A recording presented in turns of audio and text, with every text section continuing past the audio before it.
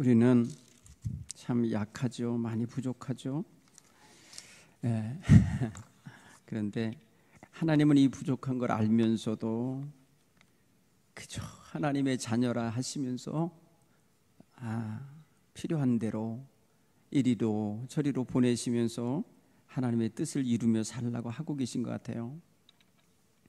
오늘 이 아침엔 여러분 함께 생각해야 될 게 있다면, 납득이 안 가고 이해가 안 가는데도 하나님은 말씀하신다는 거예요. 그러면 그 납득이 안 가고 이해가 안 되는 것도 우리는 청종해야 되는 거예요. 왜 내 기준에 맞아야만 돼요? 왜 내 생각이어야 돼요? 하나님의 말씀은 내 생각을 넘어 계십니다. 내 생각보다 하나님 생각이 크십니다. 하늘과 땅 차이라고 말씀하십니다. 그러니 하나님의 말씀에 귀를 기울인다는 자세 속에는 자기 틀이 깨져야 되는 거예요. 내 틀이 너무 작으면 하나님 말씀이 안 들어와요. 내 그릇이 작으면 하나님의 계획이 안 담아져요. 이걸 아셔야 돼요. 그래서 하나님 앞에서는 뚜껑이 열려 있어야 되고 틀이 깨져 있어야 돼요. 항상 하나님이 새로 지어놓으실 그릇이 될 준비가 된 처럼, 마치 하나님은 토기장이요 나는 진흙과 같이 하나님 손에 있어야 되는 거예요. 그래야 하나님이 그때그때 이루실 새 일을 받아들일 수가 있는 거예요. 여러분, 완고한 마음을 가지고 있으면 성령도 역사 못합니다. 이걸 아셔야 돼요. 제가 서울에서 어느 교회 장로님이 교회학교 연합회 일을 자기네 교회에서 절대 할 수 없다고 하면서 그 교육부 총무인 목사님을 그냥 막 쥐잡듯이 하면서 말해요.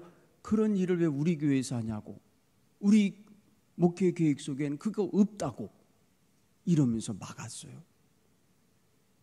그때 제가 곁에서 그 소리를 들으면서, 저분은 성령께서 뭐라고 하셔도 계획이 없으니까 난 못 받아들입니다, 이럴 사람이구나. 하나님이 하시는 일을, 하나님이 새롭게 하실 일을 내 틀에 딱 맞췄을 때 아니라는 거예요. 여러분 보세요. 하나님이 둥근 것을 무엇인가를 주려고 하는데 내 틀이 삼각형이야. 들어가겠습니까? 어떤 게 들어가겠어요? 그 삼각형 틀 속에 자기 틀보다 작은 동그라미가 들어갈 거예요.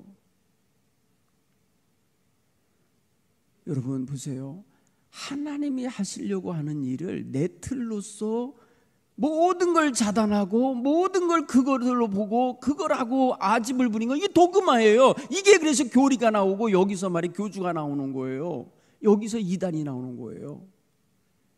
여러분, 틀을 하나님 앞에서 항상 깨는 사람은 이단에 빠질 일이 없어요. 하나님이 새로 짓는 일 속에 날마다 순종하며 새 창조의 역사를 거기서 경험하기 때문에 하나님의 역사를 받을 수가 있어요. 여러분, 또한 나무만 쳐다보는 사람은 숲을 못 봐요. 나무만 쳐다보고 있는 사람은 전체 숲을 못 본다고요. 그 숲 속에 얼마나 아름다운 나무들이 많고 아름다운 꽃들이 많은데 자기의 눈에 박힌 거 하나만 보고 있으면 안 보이게 돼 있습니다. 그래서 저 사람은 나무는 볼 줄 알면서 숲을 못 보는 사람이다. 얼마나 어리석은 사람이라는 말을 둘러대서 말한 거인지 아십니까? 여러분, 납득이 안 가고 내 이해가 안 될 일이 내게 하나님께로부터 요구되는 게 깨달아지면요, 하나님, 이게 웬일입니까? 라고 묻는 건 괜찮아요. 그리고 하나님, 여기에 무슨 뜻이 담겼습니까? 라고 묻는 것, 이게 창조적인 신앙생활의 모습이에요. 여러분, 야곱이 오늘 납득이 안 가는 말을 들어요.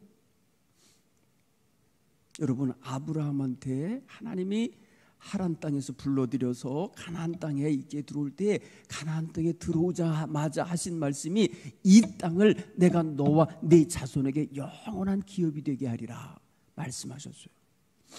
아브라함은 굴뚝같이 그거 믿고요, 아들 장가 보낼 때에 자기 아들 이삭이 그 하나님이 언약해 주신 약속의 땅에서 한 발자국도 못 나가게 하기 위해서 종을 대신 보내서 며느리감을 구해오게 하면서 말합니다. 절대 내 아들을 이 땅에서 데리고 나가지 마라. 신부가 안 온다 그러면 어떻게 해요? 그래도 그건 너와 상관없으니까 내 아들을 데리고 가지 말아라. 이렇게 말하면서 자기와 자기 아들을 그 땅에서 못 떠나게 하려고 그래요.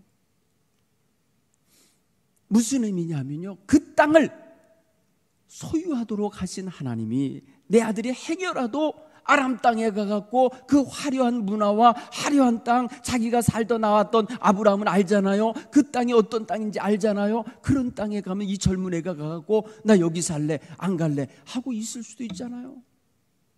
거기 있는 여자가 마음에 들어갖고 그냥 그 여자가 살겠다고 할 수도 있잖아요. 그러니까 아브라함은 안 보냈어요. 절대 데리고 나가지 못하게 했어요. 여러분,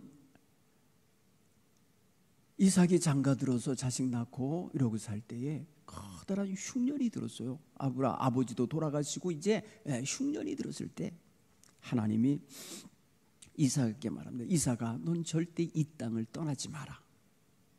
이 땅에 머물면 내가 너에게 복을 주리라. 네 자손이 하늘의 별과 같이 땅의 바닷가의 모래같이 되게 하리라. 그리고 이 땅을 너와 네 자식에게 영원한 기업이 되게 하리라 하시면서 하나님의 이삭에게 그 땅을 떠나지 말라고 그러셨어요. 그러니까 이삭도 말입니다, 평생 그 땅을 안 떠나요. 이삭은 가나안 땅을 한 번도 안 떠나요. 이리저리 밀려다니면서 이리저리 말임 쫓겨다니면서 살았을지언정 그는 그 땅을 떠나지 않아요. 가나안 땅을 안 떠나요. 비록 다른 족속들이 사는 틈바구니에서 하대받으면서 서름받으면서 살긴 하지만 그래도 그 땅을 안 떠나요. 야곱도 그 땅을 떠나고 싶어서 떠난 게 아니라 형이 자기를 죽이려 하기 때문에 외갓집으로 피신해서 도망친 거였어요.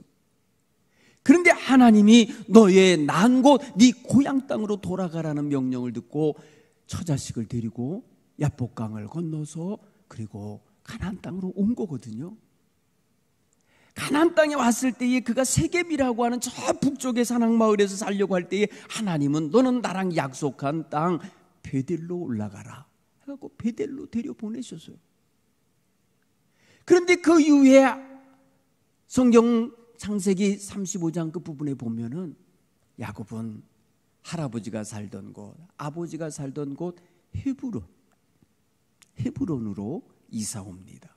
그 헤브론을 살아요.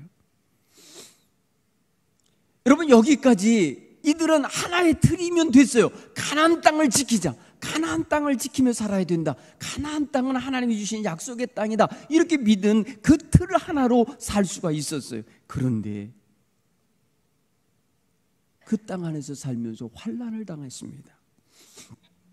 여러분, 야곱의 이야기를 가만히 읽으면 가슴이 썩어 문드러지는 것 같은 아픔이 있어요. 여러분, 야곱은 하나님이 약속하신 땅에서 주구장창 번영하면서 잘 살면 좋은데 그 땅에서 자식들 간에 분란이 일어나고 사랑하는 자식 하나를 잃어버리고 가뭄과 흉년에 시달리면서 사는 이 고통이 있었어요. 아브라함은 그런 상황 속에서 애굽으로 갔다가 아내를 남의 손에 넘겨주는 순환도 겪었었고, 이삭도 블레셋 사람 틈바구니에서 살다가 그런 일을 한번 또 겪고, 야곱은 그런 일은 겪지 않지만은 자식들과 함께 이런 환난 속에서 그 땅을 지키며 사는 게 괴로웠어요. 야곱의 가슴은 썩어 문드러지는 가슴앓이가 있었어요. 그런데 그것을 들어주는 이가 없어요. 사랑하는 성도 여러분, 우리가 하나님의 은혜를 사모하며 하나님의 말씀을 경청하여서 거기에 순종하며 사는 것도 굉장히 중요한 거지만 사람과 사람의 마음을 읽어줄 수 있는 거, 경청할 수 있는 것도 너무나 중요한 거예요. 야곱의 가슴앓이를 읽어주는 사람이 없어요. 자식들이라고 있는 것들이 곁에서 아버지를 속인 채 22년간을 외식하며 살았어요. 아버지는 자기 아들, 자기 신부로 보낸 아들이 돌아오지 않고 그냥 생이별을 하여 죽은 건지 산 건지 모르는 가슴앓이 때문에 슬프게 사는데, 이 일을 저지른 자식들은 아무렇지도 않게 뻔뻔스럽게 서로 눈 맞추면서 속이면서 아버지를 22년간을 그 썩어 문드러지는 가슴앓이를 하게 만들어요. 불쌍하죠. 이 말씀을 묵상하면서 왜 하나님은 침묵하셨을까? 야곱아, 걱정하지 마. 네 아들 살아있단다. 왜 그 한마디 안 해주셨을까? 네 아들 지금 내 일하고 있어. 내 계획 속에서 지금 일하고 있어. 라고 한마디만 해주시면 좋을 텐데 하나님도 침묵하셔요. 그러니 야곱이 얼마나 가슴앓이를 하는 시간입니까 그게? 우리는 성경을 읽어서 알지만 요셉이 살아있었잖아요. 그런데 그 소식이 야곱에게 들어가지 않으니까 이 요셉에 대한 아버지의 그 가슴앓이는 생으로 22년을 그냥 앓은 거예요.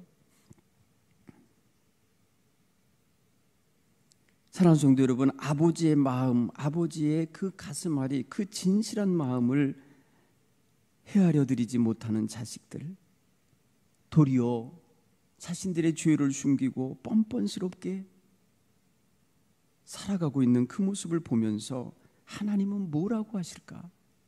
이렇게 느껴지잖아요. 사랑하는 성도 여러분, 오늘 이 가나안 땅은 그런 면에서 야곱에게도 그렇게 정들 땅이 아닌 거예요. 분명해요. 그런데 여러분, 야곱은 그때까지요 가족에 대한 크고 작은 결정을 아버지로서 야곱이 하고 있다는 걸 알 수 있어요. 흉년이 들어서 먹을 것이 없을 때에 자식들에게 얘들아, 애굽에는 양식이 있다더라, 가서 양식 좀 구해와라. 그 명령을 아버지가 해요. 자식들이 나서서 하질 않아요. 양식이 떨어져서 가족들이 먹고 살 이런 어떤 양식이 없으며 위기가 오는데도 걱정은 늙은 아버지가 해요. 여러분, 그때 아버지 나이가요 128세예요 2년 후에 130살에 요셉을 만나는 거 보면은 2년 후에 만나거든요. 그렇고 양식 사오라고 한 이후에, 그때까지 야곱은 나름대로 굉장히 자기가 그 가문을, 그 가정을 세워내려고 애쓰고 있는 모습을 보는 거예요.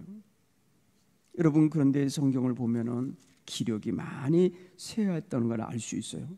창세기 45장 25절 이하를 보면 요셉이 살아있다는 소식과 함께 애굽에 다녀온 아들들이 가져온 양식과 야곱을 태워오라고 보낸 수레를 보고 기운이 소생한지라, 이렇게 표현해. 기운이 소생한지라. 기운을 다 잃고 이제 죽어가는 그런 노인의 불쌍한 모습이 보여요. 이 사람에게 있어서 그동안의 삶은 너무너무 커다란 고뇌가 차 있는 삶이었어요. 이해가 안 되는 삶이었어요. 하나님께서 약속하시고 축복하신 사람인데, 무엇이든지 허락하시겠다고 약속한 인생인데, 이렇게 힘들고 흉년에 가뭄에 목마름에 가슴앓이를 품은 채 살고 있는 모습으로 보여요. 행복해 보이질 않아요. 근데 하나님께서 그의 노년에 기쁜 소식으로 채우기 시작하십니다. 그 기쁜 소식은 바로 죽은 줄 알았던 요셉이 살아있다는 소식이에요. 그래, 내 아들이 살아있어 하면서 기운이 소생하는 모습이에요. 너무너무 지금 큰 기쁨이 야곱의 가슴에 꽉 차오릅니다. 그리고 그 커다란 차오는 그 기쁨 속에 더하여 바로 임금이 보낸 어마어마한 금수레가 쫙 앞에 있고요, 이걸 타고 오시랍니다. 집에 있는 모든 거 다 버리고 이 옷 입고 오라고 하십니다 하면서 거기서 보내온 아름다운 옷과 그러함의 모든 가정살림에 대한 필요한 것들을 준 걸 보면서 정말 기운이 솟생하죠. 거기서 그는 마음에 갈등을 합니다. 아버지, 요셉이 아버지를 모시오라고 합니다. 아버지와 아버지의 가족을 부양하겠답니다.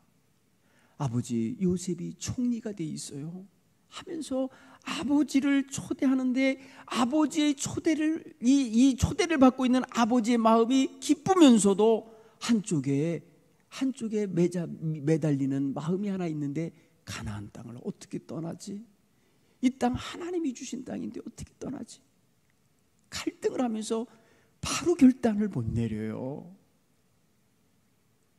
그 양식 사온 걸 먹어가면서 고민을 하는 것 같아요. 그러다가 그가요, 저 할아버지가 살았던 땅 부엘세바, 할아버지가 아버지를 모리아 산에서 하나님의 제단에 바치려고 하다가 하나님이 살려주셔서 돌아와서 살던 땅 부엘세바 마지막 마을까지 내려가요. 갈까 말까 망설이는 것 같아요. 그런데 하나님이 그날 야곱이 하나님께 예배하고 자는 날, 그날 밤에 말씀하십니다. 야곱아, 너 네 가족 데리고 애굽으로 내려가는 거 두려워하지 마라. 읽으신 거예요. 하나님은 야곱의 마음을 읽으신 거예요. 네 두려워하는 마음 내가 안다. 두려워하지 마라. 네가 거길 가야 내가 너희와 약속한 약속이 이루어진다. 이거예요. 여러분 생각해 보세요. 따라서 해볼까요? 청종해야 하나님의 뜻이 이루어진다. 여러분, 야곱이 버티고 가나안 땅에 머물러 있으면 큰 민족을 이룰래야 이룰 수 없는 환경이에요. 여러분, 먹을 것이 없는 데서 무슨 큰 민족이 일어나겠습니까? 여러분, 집안이 번성하고 왕성하려면 물산이 풍성해야 돼요. 요새 애들이 왜 결혼 안 하고 왜 젊은 애들이 아이를 안 낳겠어요? 물산이 풍성하지 않다는 거예요. 여러분, 물산이 풍성한 집안의 사람들은 서로 말이며 혼약하고요, 정략 결혼도 하고요. 그렇잖아요. 지금 보세요. 대기업의 사장들의 자식들은요, 서로 정략 결혼합니다. 얼마든지 먹을 게 있으니까 걱정하지 않고 자손 번성하는 거 아무 두려움이 없어요. 그런데 일반 서민들 정말 떼거리도 없고 자기 들어가서 몸 하나 눕힐 만한 집 하나 없고 이러니까 말입니다. 불안하니까 아이 못 낳는 거예요. 물산이 부족하면 번성할 수가 없는 거예요. 그래서 가난한 집안이 번성하지 못하는 거예요. 여러분, 가나안 땅은 가난한 땅이에요. 가나안 땅은 가난할 수밖에 없는 땅이에요. 너무너무 토박하고 너무너무 거친 땅이에요. 농사짓는 땅은 서쪽으로 조금, 저 동쪽으로 조금 있어요. 그런데 여러분, 모래가 섞인 땅이라 금방 물이 빠져갖고 우리처럼 논농사 못 져요. 토박한 땅에서 자라는 보리나 밀 같은 거 조금 심을 수 있는 거고요. 나머지는 정말 각박한 땅입니다. 그런데 하나님께서 야곱에게 말합니다. 야곱아, 애굽으로 내려가라는 것입니다. 여러분 보세요. 가나안 땅을 주겠다고 하신 하나님이 그 땅을 떠나라고 한 거 아닙니까? 정반대의 명령 아닙니까? 납득이 안 되는 명령 아닙니까? 그런데 하나님의 계획이 거기 들어있다는 거예요. 그러니 여러분, 이 땅을 지켜야만 한다는 도구마 속에 있으면 하나님의 뜻을 이룰 수가 없는 거예요. 하나님의 뜻이 이루어지지 않는 거예요. 사랑하는 성도 여러분, 하나님께서 창세기 15장 13절 이하에 이렇게 말씀하셨어요. 아브라함에게, 야곱의 할아버지죠. 그러니까 여호와께서 아브라함에게 이르시되 너는 정령이 알라. 네 자손이 이방에서 객이 되어 그들을 섬기겠고 그들을 400년 동안 네 자손을 괴롭게 하리니 그 섬기는 나라를 내가 징치하며 그 위에 내 자손이 큰 재물을 이끌고 나오리라. 뭘 말하는 거예요? 출애굽을 얘기하는 거예요. 400년 후의 일을 이야기하시는 거예요. 지금 드디어 야곱을 통하여 그 400년 후의 일이 시작되어야 될 시점에 이른 거예요. 자, 그러면 하나님의 뜻이라는 것은 시점에 따라 달라지는 거죠. 하나님의 계획은 자신이 무슨 일을 이루셔야 할 때에 새로운 일을 하시는 거예요. 여러분, 이거를 받아들일 수 있어야 돼요. 아브라함 때에 주셨던 말씀을 붙잡는 게 아니고 야곱의 때에 주신 말씀을 야곱은 붙잡아야 되는 거예요. 여러분, 이거를 우리는 단순히 융통성 있게 살아라 이렇게 보는 게 아니에요. 하나님이 내게 주신 말씀을 따르라는 거예요. 하나님이 지금 이 시대에 내게 주시는 말씀을 따라라 이 소리인 거예요. 여러분, 하나님께서 이전에 하신 말씀대로 따르려고 그러면 어떻게 돼요? 이 땅을 사수해야죠. 가나안 땅을 왜 떠납니까? 사수해야죠. 영원한 기업이 되겠다고 한 땅을 이거를 말입니다. 어떻게 떠납니까? 어떻게 버리고 갑니까? 남이 들어와서 살면 어떡하라고.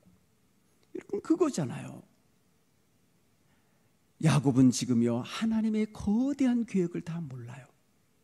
하나님이 침묵하신 22년의 계절에 무슨 일을 계획하셨는지 몰라요. 여러분 보세요. 그걸 깨달은 사람이 애굽에 있어요. 그걸 깨달은 사람이 바로 요셉이에요.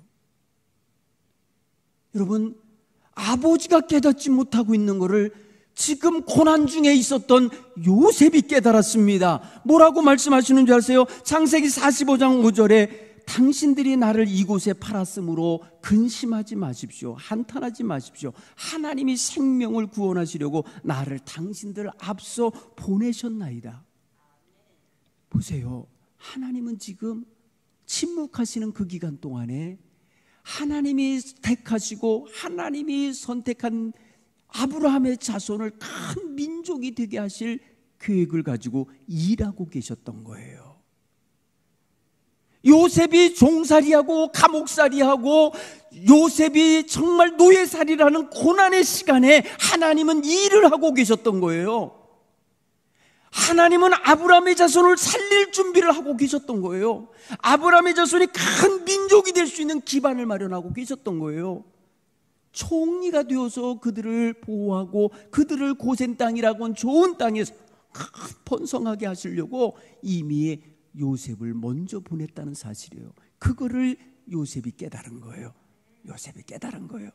여러분, 야곱이 그것을 미리 알았다면요 빨리 가서 요셉 데리고 와, 빨리 가서 무슨 돈을 주고라도 그 노예살이에서 벗어나게 해와 하며 요셉을 구출해 갔을 수도 몰라요. 하나님이 22년을 왜 침묵하셨을까? 이 계획을 실현하시기 위함이에요. 여러분, 크게 보셔야 돼요. 나무만 보면 안 돼요. 숲을 봐야 돼요. 가나안 땅만 보고 있으면 안 돼요. 저 애굽에서 이루어지고 있는 하나님의 계획과 하나님이 펼치시는 놀라운 일이 있음을 보아야 돼요. 이게 보여야 하나님의 일을 지금 내가 진행하고 있는 일에 내가 동참한 거구나, 지금 여기로 내려가는 길이 하나님이 약속하신 일이 성취되는 데 있어서 단추를 끼는 일이구나, 이거를 깨닫게 되는 거예요. 여러분, 야곱은 그날 그 수레를 타고 출발하면서도 이게 도대체 뭔 일인가? 이게 도대체 뭔 일인가 생각해요. 여러분, 17년 동안 그가 더 살거든요. 애굽에 가서 17년 동안 살면서도 그 마음은 화려한 애굽 문화가 아니라 두고 온 가나안 땅이에요. 두고 온 가나안 땅이에요. 그래서 죽으면서 유언으로 하신 말이 너희들 번성하거라가 아니에요. 나 죽거든 가나안 땅에 갖다 묻어다오. 나 죽거든 내 할아버지, 아버지, 내 아내가 묻혀있는 그 가나안 땅에 나를 가져다가 묻어다오. 죽어도 내가 그 땅에서 묻혀서 죽고 싶다는 거예요. 거기에 묻혀지고 있다는 거예요. 사랑하는 성도 여러분, 우리는 하나님이 하시는 일을 다 모를 수 있어요. 지극히 일부분만 알 수 있거나 때로는 그거조차도 몰라서 불순종할 때가 많아요. 오늘 저와 여러분은 숲도 보고 나무도 볼 수 있는 눈이 열리기를 간절히 축원합니다. 어느 숲속에 어디쯤에 어떤 나무가 있다고 볼 수 있는 눈이 종합적인 눈인 거예요. 우리 신앙생활은요, 우리 인생 사는 동안만 잠깐 하는 거예요. 그러나 하나님과의 관계 속에서 신앙생활한 사람들은 수천 년 동안 이미 있었어요. 그리고 앞으로도 있을 수 있어요. 그러니 여러분, 내가 믿는 하나님을 지금 내 시대에 내가 생각하는 하나님이 전부일 거라고 생각하면 안 돼요. 내가 판단하고 내가 느끼고 내가 깨달은 게 하나님의 뜻의 절대적인 거라고 내 신앙을 절대화시키면 안 되는 거예요. 하나님이 절대자세요. 하나님께 기준을 맞추시길 간절히 축원합니다. 오늘 하나님이 이랬다가 내일 저렇게 말씀해도 따라야 되는 거예요. 왜 하나님 그러시냐고 따질 게 없어요.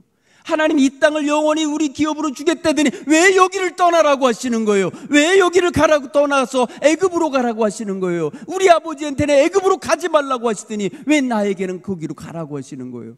얼마든지 따질 수 있죠. 애굽으로 내려가지 말라고 자기 아버지 이삭에게 말할 때에 야곱 거기 있었어요. 야곱 그때 아버지 곁에 살고 있었어요. 그런데 하나님은 왜 아버지는 떠나지 말라고 하시더니 나는 떠나라 할까? 하나님은 이스라엘 족속, 이스라엘이라는 이름으로 야곱의 이름을 바꿔주신 후에 이스라엘을 민족으로 만들어 12지파가 되게 하시기 위해 12아들을 주신 것이고, 12아들이 번성하려면 물산이 풍성한 땅이 필요했던 거예요. 그 땅을 떠나게 하는 게 목적이 아니라 풍성한 땅에 가서 큰 민족을 이루게 하시는 게 하나님의 커다란 계획이기 때문에 야곱으로 하여금 떠나라 하신 거예요. 생각해 보세요. 야곱이 안 떠나면서 얘들아 니네들만 가거라, 난 여기서 죽겠다 이러고 안 가보세요. 12아들이 가겠나? 12개 다 안 따라가요.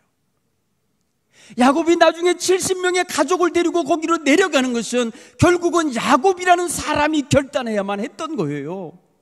아들들만 보낼 수가 없는 거예요. 아들 가족만 이미 보낼 수가 없었던 거예요. 하나님은 야곱에게 명령하는 거예요. 야곱아, 애굽으로 내려가라.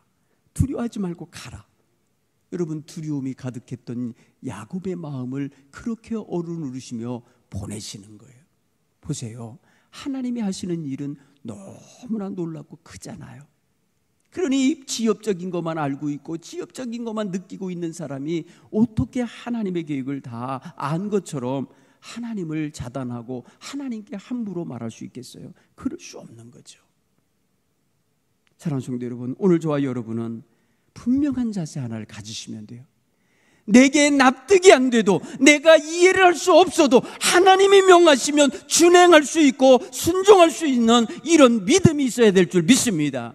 여러분, 정말 납득이 안 되는 명령을 받았던 이 요나가 자기들의 적이었던 니느웨의 아수르 백성들에게 가서 회개의 복음을 전하라고 하는 이 말에 도저히 납득이 안 돼서 다시스를 가는 배를 타고 도망치려 했던 거 아닙니까?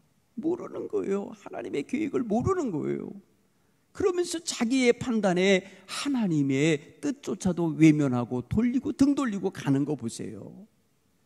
사랑하는 성도 여러분, 자기 믿음 지키는 거 좋아요. 근데 그게 전부인 줄 알고 있으면 착각이에요. 하나님의 뜻은 다른 데 있다고요. 크게 좀 볼 수 있는 눈이 열리길 바랍니다.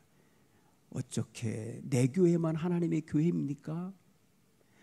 어떻게 김씨만 하나님의 백성이고 김이박 씨가 다 있는 세상에서 다른 사람들의 성이 안 보입니까?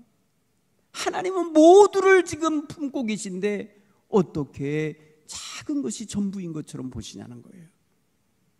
사랑하는 성도 여러분, 우리 눈은 하나님이 하시는 넓고 큰 일을 보아야 그때서야 하나님의 계획이 무엇인지를 조금이나마 감지하고 그 방향으로 마음을 열어 나아갈 수 있으리라 믿습니다. 사랑하는 성도 여러분, 오늘 저와 여러분의 마음에 하나님의 뜻이 납득이 안 가고 하나님의 뜻이 전에 약속한 것과 다르고 하나님의 뜻이 본래 우리에게 약속한 것과 다른 것이 느껴지더라도 하나님이 새로운 일을 이 일을 통하여 이루시는구나 라고 볼 수 있는 눈이 활짝 열리셔서 하나님의 뜻 앞에 적극 순종하며 나아갈 수 있는 귀한 성도들이 되기를 간절히 축원합니다. 이 시간 우리 찬송 함께 부르고 기도하겠어요. 268장을 부르겠습니다.